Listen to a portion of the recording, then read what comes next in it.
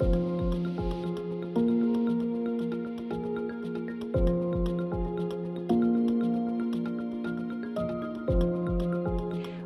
to this Property and Finance special with me, Gemma Forte.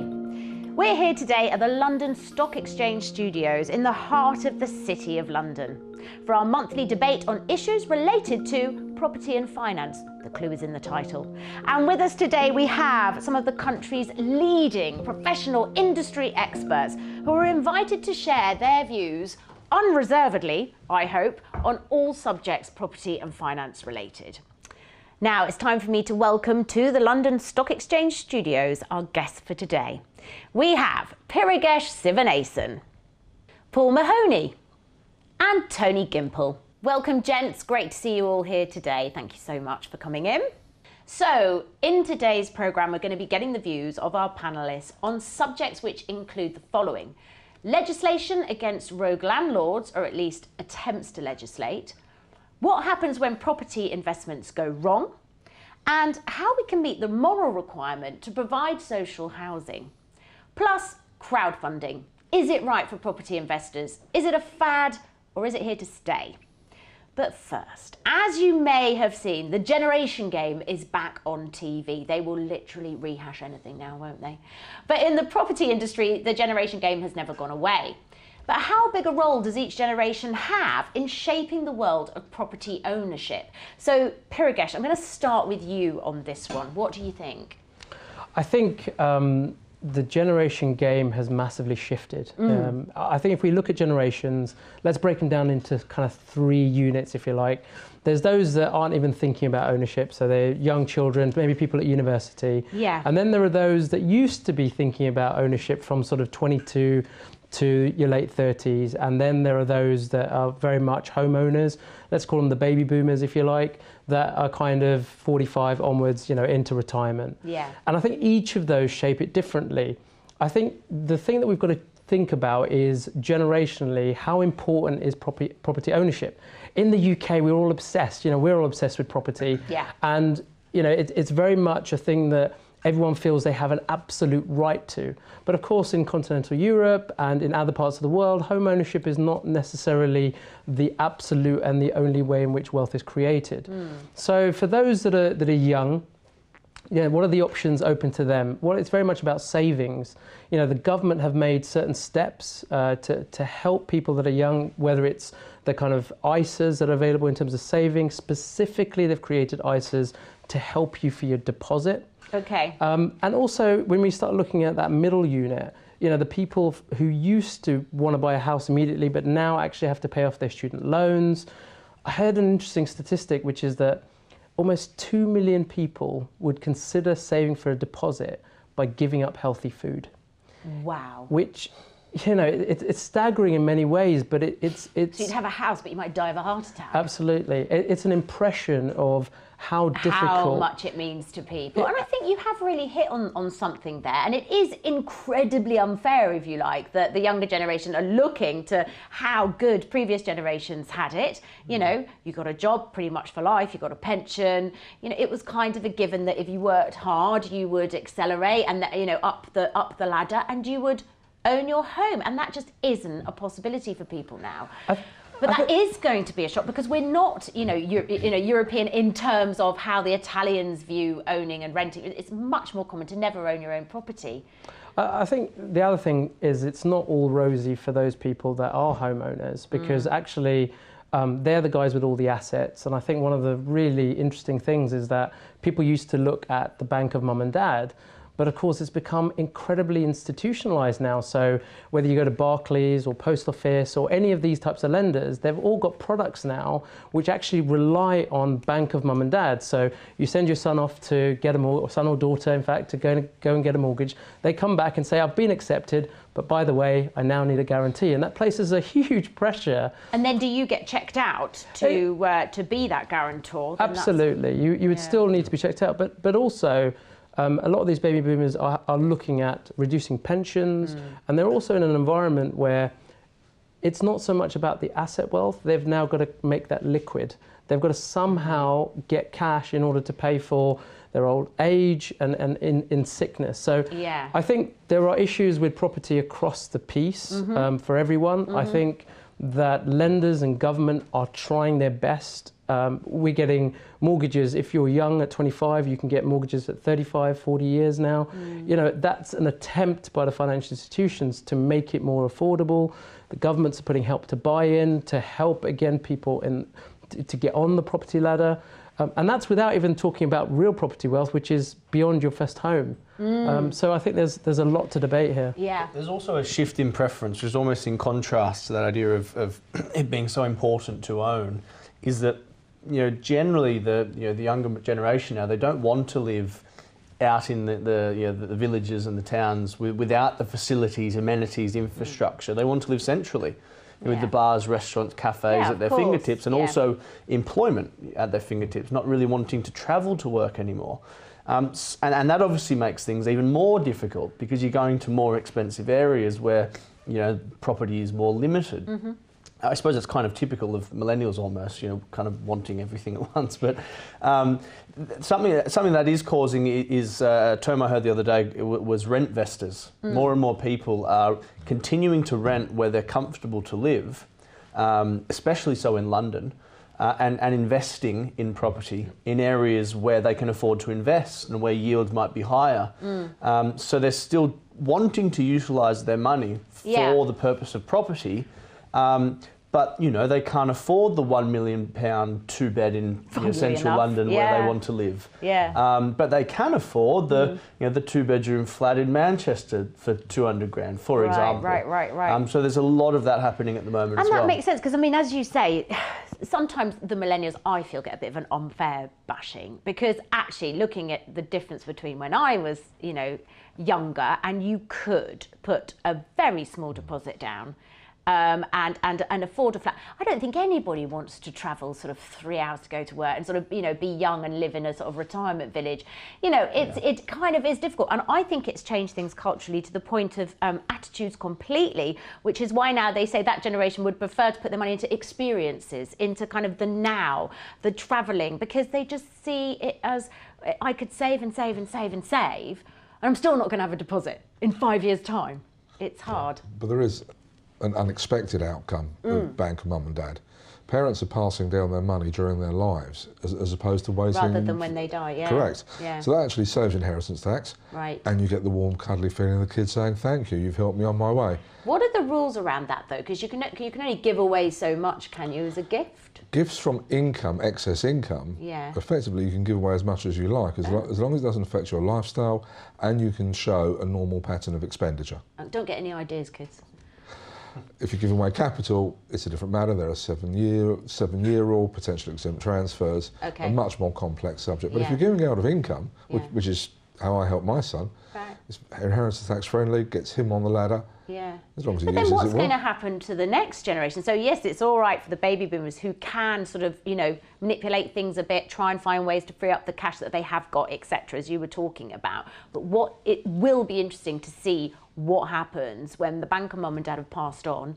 They've helped as much as they can, and then what? You know, I think something's going to have to change at some point. I suppose the wealth has to trickle down at some point, doesn't it? You can't take you can't really take your money to your grave. No. And out of interest, actually, because I know you split your time between Australia and London, what's the kind of culture like there? Well, there's no inheritance tax in Australia.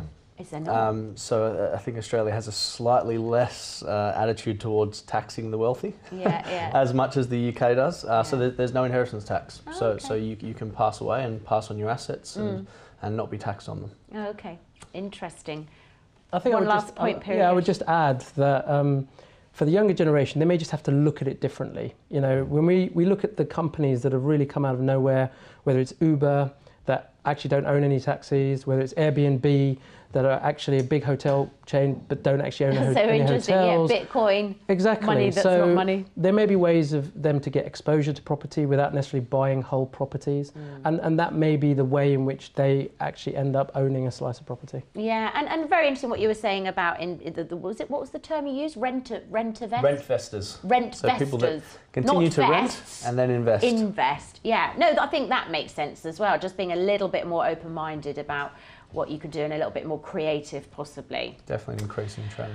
Okay, gents, we need to move on now to our next subject, which is about property crowdfunding. Now, Paul, would you say this crowdfunding, which has really kind of hit the headlines in the last few years or so, is it a fad? Is it here to stay? I'd say it's definitely here to stay. There is a very broad spectrum of crowdfunding out there. There are some of the bigger guys who seem to be doing it reasonably well.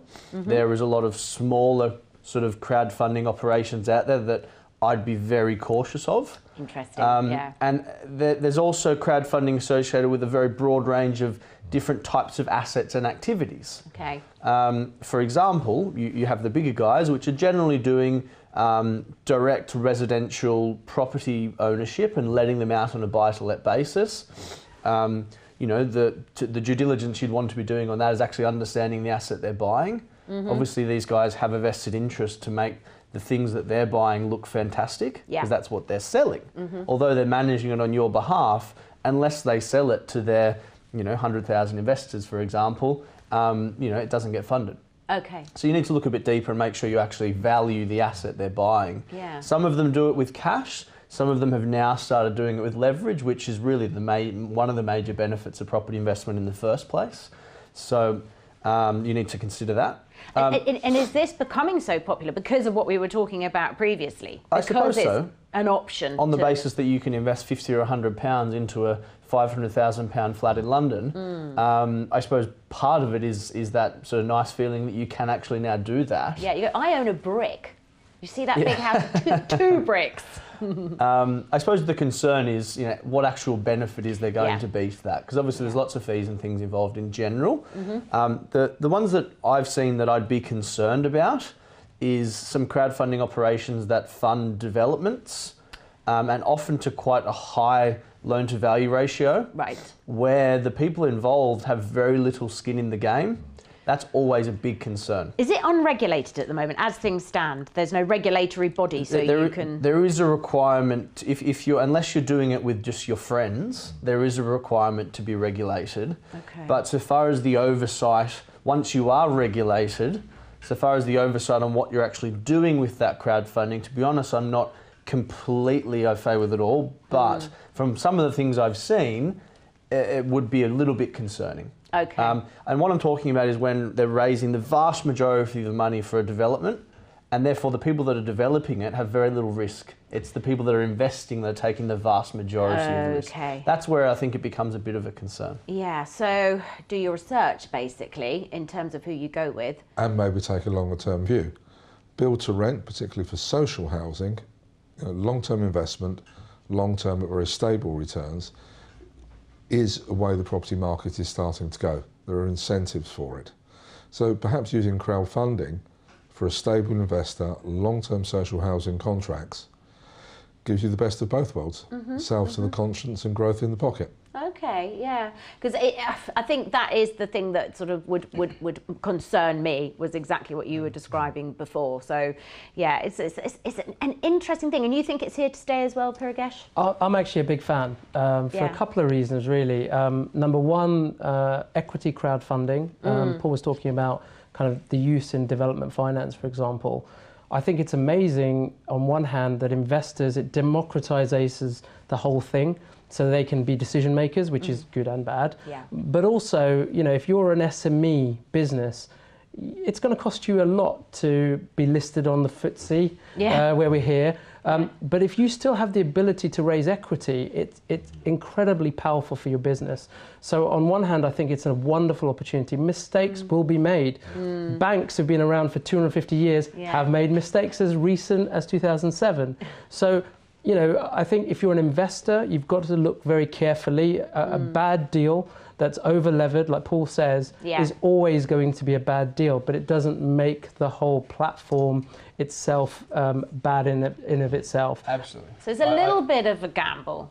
Yeah, I absolutely agree with that. I suppose my point was, given that these some potential bad deals are being offered to the general public that can invest 50 quid, who aren't sophisticated investors, that's never been the case before. So that unsophisticated investor, or for want of a better word, just needs to be a little bit careful. Okie dokie, all right. Or maybe just put in as much as you would be prepared to lose. if that makes sense.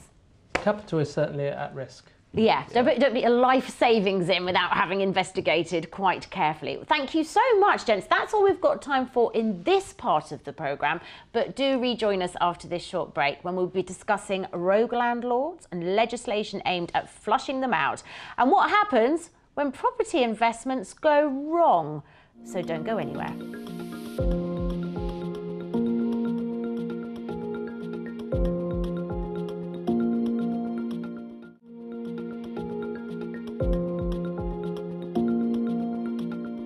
Welcome back to this property and finance special with me, Gemma Forte, and my guests who are Piragesh Sivanathan, Paul Mahoney and Tony Gimple.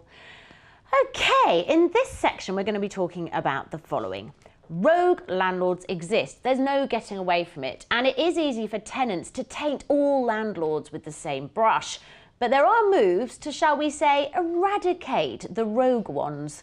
Tony, it's over to you. Now, I think this has come about, hasn't it, because of what the Mayor of Manchester, Andy Burnham, has been trying to achieve, which, you've already, I can see the three of you all grinning, but from an idealistic point of view, he's obviously trying to weed out those landlords who really are in the minority, but they do exploit people with unsanitary conditions, probably not fixing things when they go wrong, perhaps not smoke alarms, all the stuff that you would expect as basic rights. And he's trying to do this by forming an amnesty, isn't he? So these rogue landlords can come forward. Now that's a bit I think you're not fully sold on, in terms of how it will work. I'm not fully sold on how not tenants but political parties keep using landlords as a convenient scapegoat. Right. And it's not just unsanitary conditions. It's also bad institutional landlords. Grenfell Tower. That's as bad as it gets, isn't it? That's a rogue landlord. Absolutely illegal. And that was the council. That was the council. The richest borough in London, which was just the irony was so tragic. The fact is, rogue landlords, deliberate rogue landlords, 20 to a room, exploiting people, trafficking, taking advantage of people being here perhaps illegally, but coming here because they want somewhere to live. They are not in the landlord sector, they're criminals. Yes, and there is a distinction, isn't there? And you're absolutely right. There is a very big distinction to make between somebody like that, and I think that's what people immediately think about. Yeah, crowded rooms, just letting out to maybe perhaps illegal immigrants and people who are desperate, refugees even, and that is obviously got to stop. But you don't think this initiative is aimed at them? No, it's not aimed at them. Okay. If it were aimed at true rogue landlords, more resources would be given to tackle. It would be a police matter, wouldn't it? It would be a police matter. Yeah, whereas what he is trying to do, and have I got it vaguely right, what he's trying to do is say in Manchester, right, for this period of time only, if you are a rogue landlord, which does seem to me is like anybody who is a rogue landlord is going to go, I'm a criminal, come forward, please. And then we will actually buy your properties from you? Oh, and here's the rub.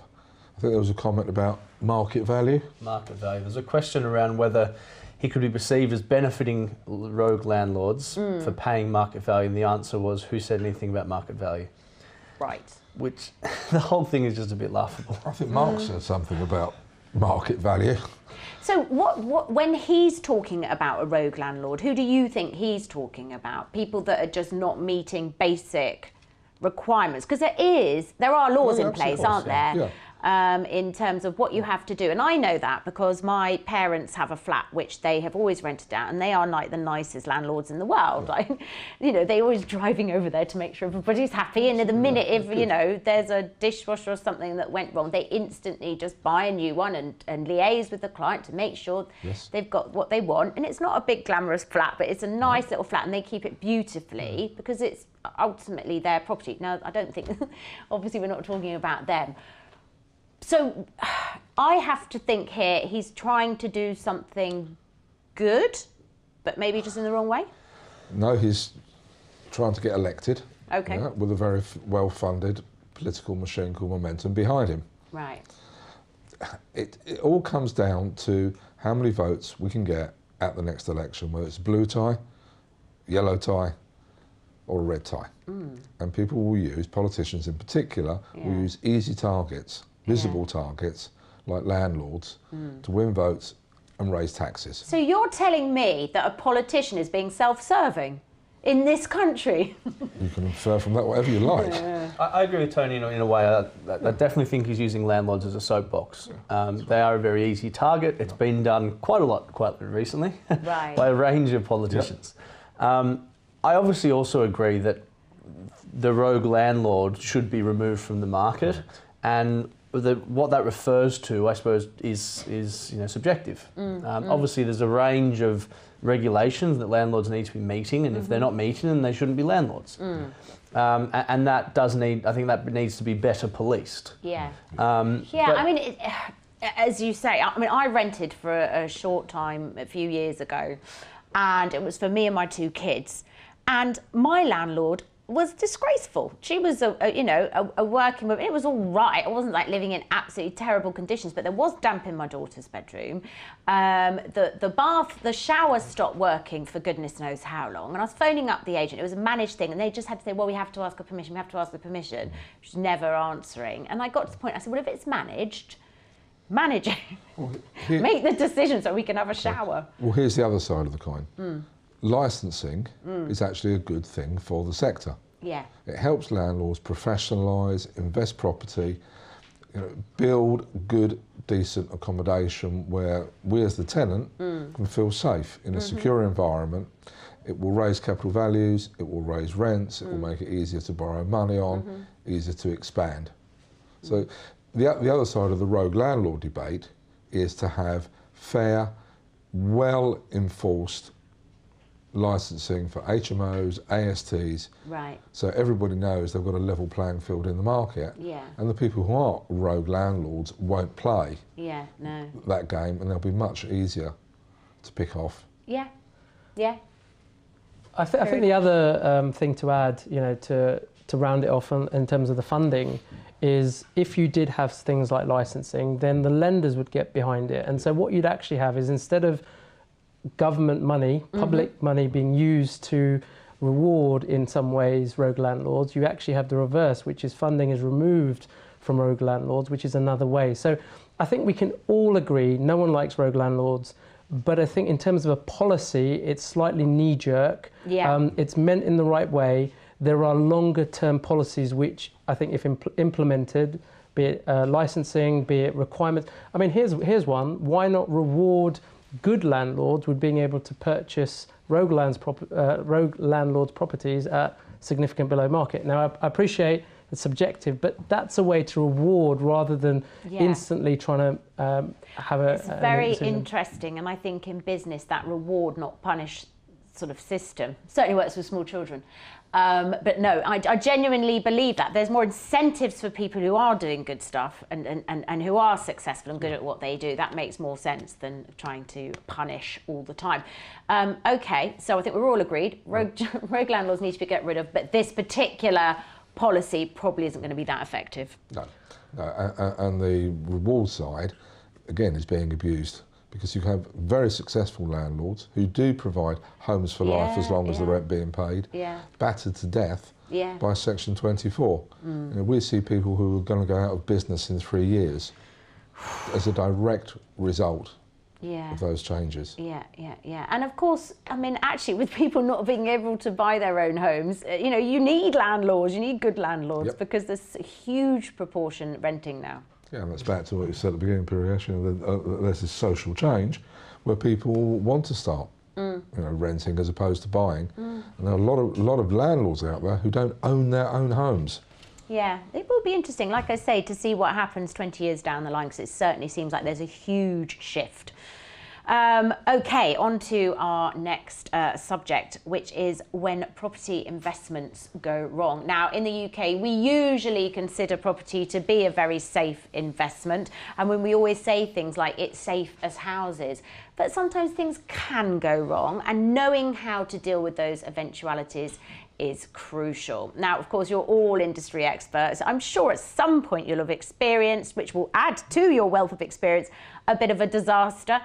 But when property investments go wrong, Paul, what are the most likely causes and how can you mitigate for those? There's a whole range of things that can go wrong with property investment. I think you're quite right. Too many people just expect that you buy a property and you make loads of money and there's never any headaches, and that's just not the case whatsoever. I'd say that the most common reason that property investments go wrong is a lack of understanding. Okay. A lack of due diligence, a lack of understanding of who you're going to rent to, who you're going to sell to at some point in the future. And I suppose, as I say, literally going down, speaking to your estate agent, buying the property they tell you to, and then hoping it's going to be a good investment. Especially in the current market, that is just no longer the case. You can't do that. You need to understand not just the property and what's going to drive that as an investment, but all the rules and regulations that have changed so much recently. Does it frustrate you professionally sometimes when you see sort of people that haven't got any experience in the property world whatsoever sort of jumping on what they think is going to be a really lucrative bandwagon and getting it wrong because they've maybe, you know, not appreciated what a difficult market it is? The short answer is yes. Yeah. But that's simply a lack of education. Okay. You know, if you've got capital or can raise capital, want to make something of yourself, far be it from any of us to say that you shouldn't do it. If you are going to do it, have a plan. Understand what it is you're trying to achieve, what you want from it. You know, tenants and toilets are hard work at 3 o'clock in the morning when your plumber won't come out. So you've got to be prepared. I think the biggest mistake people make when going into any investment, but probably property in particular, is failing to look at the worst case scenario. There may be nothing you can do about it when all goes wrong, particularly if it's not your fault, it's government policy. Or just changes in economic circumstances make it appear to go wrong. But at least understand, look at it first, and if you decide to do nothing about it, you've made a decision. But understand it, do your research, your due diligence. Okay, fair enough. Piragesh, have you ever had any disasters that you've had to... Not personally, but I mean, ultimately, I think it's about understanding cash flow. You know, that's really the main driver.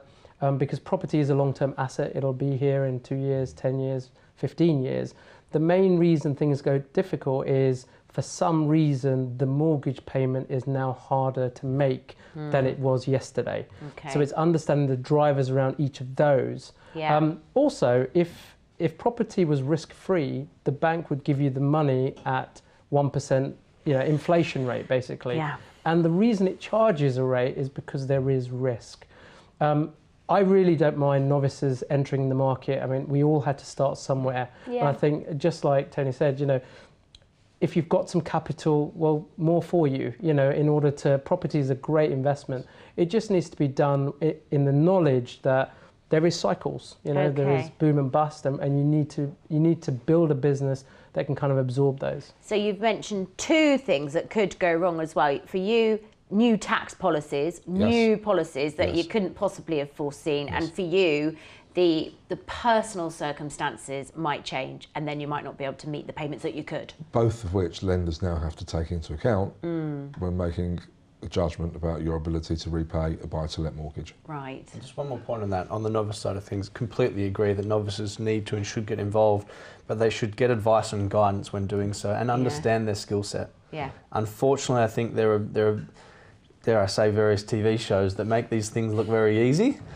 So far as buying, not this one obviously, buying, renovating, selling for a fortune. It's not that easy. I think it was maybe 20 years ago. It might have been more easier before. You know, it was easier, you know, nothing was definite. I suppose understanding that, you know, are you a property investor? Are you a developer? Because buying and renovating and selling is a development project. It's a big undertaking. Yeah.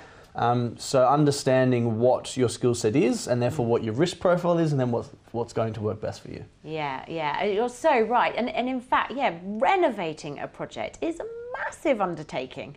And fortunately, there are a few shows that kind of reveal that as well. And I think, oh my goodness, what have these people taken on? But yeah, no, it's very interesting. And I think this is why it's good to have these discussions. I think people should be tentative, shouldn't they?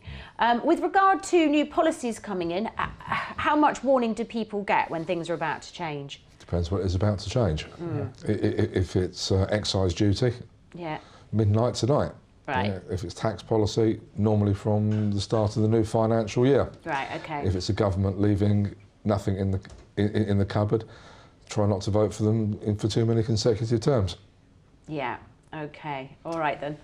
Yeah, I think I would just add that you know, we're in an incredibly competitive marketplace in terms of property, and often people can fall into the trap that just because legislation allows you to invest in something, or a bank gives you the mortgage that you require, that it means that everything's safe, almost leaving the checks to somebody else.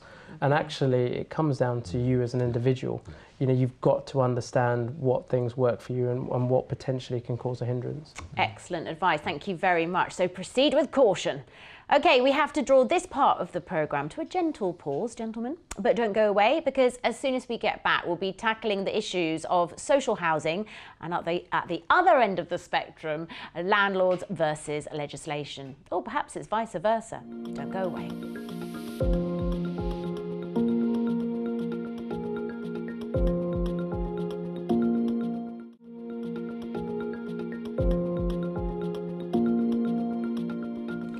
Welcome back to this finance and property special with me, Gemma Forte, and my guests today, who are Piragesh Sivanathan, Paul Mahoney and Tony Gimple. I almost did a little song there, didn't I? Anyway, we are now going to be talking about social housing. Piragesh, I'm going to start with you. Do you think enough is being done? I think we can all agree, no, not enough's being done. I think the rhetoric and the politics of social housing mean that we've had lots of legislation which have been positive. We've had the Homeless Reduction Act. You know, no one can argue against something like that. Yeah. But we're still seeing homelessness increase. I know. And also it's the knock-on impact of that. So it's now the councils that have to deliver on that. And yet it appears as if they have less and less to work with. So although the politics seem to work, the actual execution in terms of genuinely putting more social housing out there is what's really failing. I think, you know, as someone in the private sector, what I would like to see is more of a debate as to how the private sector can help, but more importantly, a realization that if the private sector does get involved, yes, that dirty word profit may have to be made, but more importantly, actually we should celebrate the fact that the private sector can get involved. So in affordable housing, for example, we've seen large pension funds, investment companies actually come in and actually expand the amount of housing. We've seen bonds issued by housing associations backed by private money. These are the types of initiatives that I think we need to explore more, because if we just leave it at the politics, the sad thing is, you know, there's a 250% rise in the use of B&Bs for permanent housing. Yeah. I mean, you know, we can all agree that that's just heartbreaking. I know. We need a solution, for me, that solution can only be found by bridging private and public. And what I would finally add is, we have a number of landlords that actually provide social care type housing, but actually it's even a problem for funders. So some funders will shy away from providing funds to allow landlords to buy this stock because it's seen as vulnerable people. And the issue for lenders is that if they were to repossess a house with a vulnerable person, then it looks bad. But actually we've got to all kind of get beyond that a little bit. And really those vulnerable people, surely that you know, it will be being paid for by the government. Yeah, absolutely. But so that's why it makes sense in terms of the government actually willing to pay to support these people. But actually from a private perspective, unless you've just got cash, lenders are weary. I mean, there are some lenders out there, but it's how can we make this more accessible? Because and you're right. If you need to sort of plunder resources, if the resources are people in the private sector, they're not going to do it just for love, are they? Probably. So they need to have an incentive, some kind of structure must be possible. But then neither is government doing it for love. Call it a budget surplus, change surplus for profit, and you have exactly the same thing. Unless there's positive cash in the system, you can't invest in infrastructure and public works. And we say social housing, social landlords. Well, all landlords are social housing because they're putting roofs over people's heads. And we have almost the law of unintended consequences with having to do 6-month tenancies. Actually, you're not giving people a long-term roof over their heads. No. And most people who rent, they're in two classes. Short term, transient, you know, between places, between lives, you know, or for the long haul, somewhere to raise their kids. Yeah. And the private sector can get involved financially. Build to rent is a fantastic way of doing it.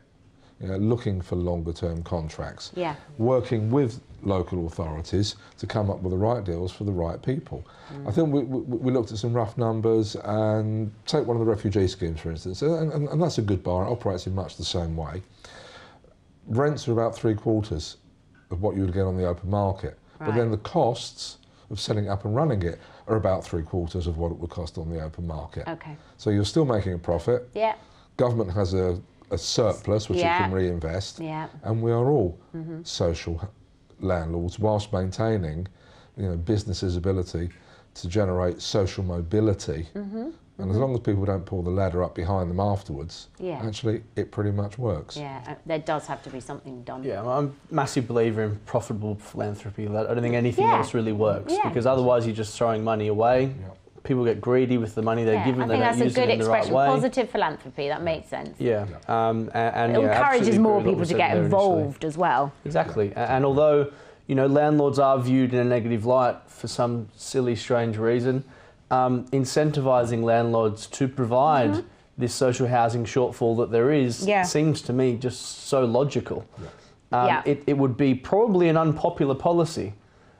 Because it would be viewed by the masses as rewarding landlords for, you know, but for providing a good service. I don't know. I think of the outcome. I think people are intelligent, and if that is, you know, I'm using my business to do something that's socially helpful. And you know, this Christmas, and then of course in March we had the really horrific weather, and you do notice that the homeless situation is out of hand. And I don't give out to everybody, but when I do, I'd usually stop and have a chat. And the circumstances that you hear, people that I met one guy who just sort of split up with his wife. She'd kicked him out. He didn't have an address. Things go from bad to worse. So eloquent, desperate to get an address so he can get a job, you know. And you just think, if he could just get that address, and he just, it's all I want to do. I want to sort of turn everything around. I totally believed him. There's got to be some more solutions. Absolutely. I think finally, you know, just to go back to policy, you know, the other thing we haven't really talked about is universal credit.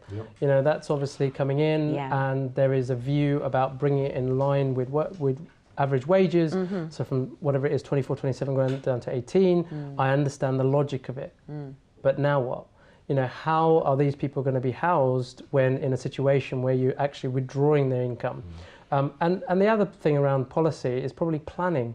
You know, for developers certainly, if you incentivize them and make the process easier, that's an opportunity. And the other thing is technology. Modular construction is around now, and that can bring the costs down.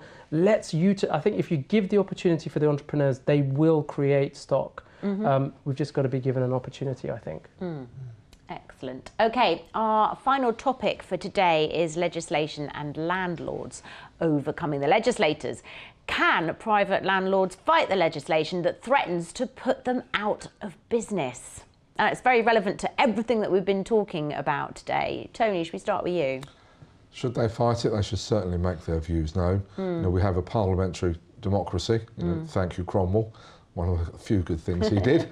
But if you believe in something, or something being done to you is unfair, you have an absolute right and obligation to push back.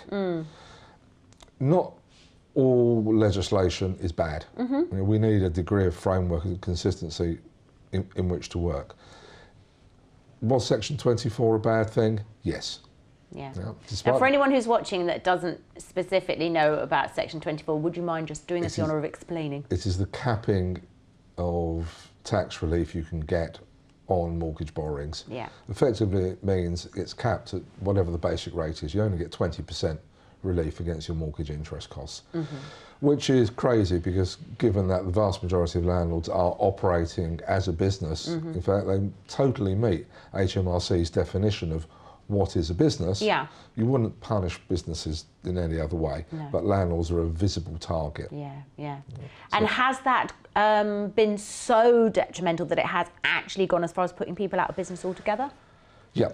Really? Yeah. Okay. Yeah, and we're seeing more and more of it. Certain people, I think it's very important to clarify this because a lot of the discussions we've had so far, I think, has been quite negative, and that could lead people to believe that property investment is no longer a viable option, which it most certainly is. In the right circumstances. And Tony's quite right. For that certain type of person that followed a certain strategy, they could be put out of business by this change. But there are a range of ways of dealing with it and to still operate a profitable property investment business. So I suppose it's just, I just wanted to clarify that. And I think that's really worth saying. No, it's not. Because it's very easy to say that all the recent changes have been, and if you read them, if you read the papers, you probably think the same. You're all still standing. Absolutely. But sadly, because implementation, the compliance has been such a blunt instrument, you've got people who, one chap we spoke with, and this will give you a clue as to how long he's been in the market. He has 100% DSS, Department of Social Security tenants, a long time before Universal Credit, and his social compact with them was: you pay your rent, I will give you a well-maintained, regularly decorated, and fit to live home for life. As a direct result of Section 24, in 3 years' time, he will be bankrupt. So that's ridiculous. See, that is ridiculous. It's punishing the people that they're trying to, Correct. But this is the problem when you have dogma over logic. And sadly, we have an adversarial democracy. And then dogma rules, okay. So that person goes out of business and then they'll do a huge campaign trying to find people like him. Correct. Yes. Bureaucracy, eh? Yeah, I think just to add, first of all, a number of property entrepreneurs will find ways, there are a number of strategies in order to succeed. Yep. We've talked quite heavily about residential property investment, but there's also commercial property investment, there's development, there's lots of different strategies that can be used. And also, to be topical and to use business, quite clearly Sainsbury's felt the need to merge with Asda, which has kind of blown a lot of people away. But it's a kind of out-of-the-box thinking that they've had to do in order to be relevant in their marketplace. So the marketplace will continue to change. We will have changes of government. We will have different legislations. I absolutely agree with Tony that landlords should come together and have a united voice. I think that's something that's sometimes been missing, and I think that's crucial. But let's not forget, this is ultimately a business, and in order to be profitable, they may have to change. It's looking outside of the box, and it's working out different, maybe we're going to start to see a bit of M&A activity, even within the property sector, in order to gain different types of interest or diversifications. So these are the types of things that actually we should still consider. The property investor is never going to die out. It's just a question about what they look like. Okay, yes, and going back to your sort of positive note, which I think is so important, is there anything you'd like to add in terms of advice for people who are looking to... I think that's a really interesting point that was raised there so far as changes in strategy. And perhaps, to be honest, I've never thought about it that way, but landlords have had it the same way for so long. And the same strategy has almost worked for, 20, 30 years, and now things have changed, and in some cases the toys are being thrown out of the pram. But that's obviously not the best way of dealing with it. There are a range of ways of dealing with these changes and changing the strategy to the current market. So being pragmatic. Yeah. Absolutely. The property market's been here since feudal times and before. You've got landowners and tenants. And it's just evolved onto a smaller and smaller and smaller scale, so we've got individual ownership, our own plot of land, an acre, the amount you can plough in one day and support yourself. Well, actually, we're out of Europe now, aren't we? So I can use imperial measure. So the market is not yet. Well, near enough. It's over. Get over it, guys. We're out. No need to ask what you voted. And that's despite coming from immigrant stock, second generation. Okay, it's still best. By the by, the market is changing, but it is yet an example of being another business. And treat it like any other business, be it property, be it equities, be it television, be it the corner shop. You have to make the same decisions. Will I get a return on my capital? Will it generate me income? Can I maximise the commercial benefits for doing so? And how flexible can I be when the market changes the next time? Because it will. There you go, things change. Well, on that philosophical note, I'm afraid that is all we've got time for today. But please join us next time when our industry experts will be sharing their views, tackling other topics within the world of property and finance. So from my guests, I'd just like to say thank you so much to Purigesh, Paul and Tony. Thank you very much, gents. And from me, Gemma Forte, I'll see you next time.